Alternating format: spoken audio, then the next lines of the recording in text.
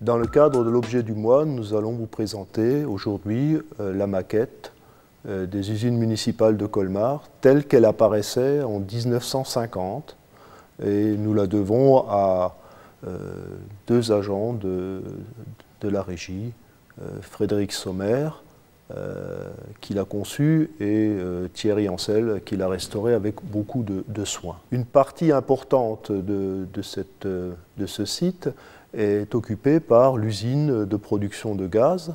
Elle comprend donc la partie de stockage du charbon. Le charbon est acheminé par voie de chemin de fer par le canal qui est proche du site. Ensuite transféré dans un four où il subit une opération de distillation.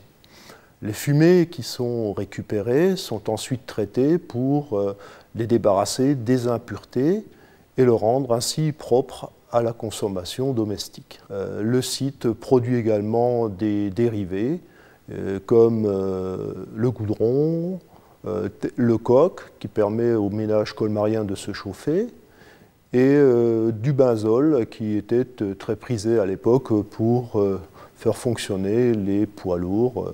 Le gaz ainsi produit était stocké dans des cuves appelées des gazomètres. Et ces cuves permettaient ensuite une réserve qui utilisée pour la distribution. La partie centrale est occupée par l'activité des tramways. Colmar comptait à cette époque-là encore un réseau de tramways très étendu. En prolongement des hangars du tramway, nous trouvons l'usine de production d'électricité. Elle produisait en complément de l'énergie achetée à EDF une partie de la consommation de Colmar. En arrière-plan, nous trouvons la partie logistique, le magasin, les ateliers, tous les garages pour les véhicules de l'époque.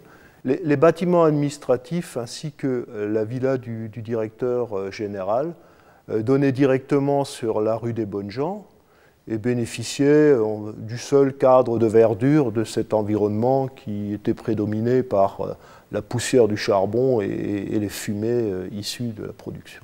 Aujourd'hui, le site de la rue des Bonnes Gens n'occupe plus toute cette partie production qui a été progressivement démantelée au fil des années, avec l'arrivée du gaz naturel et de l'électricité achetée aux opérateurs nationaux.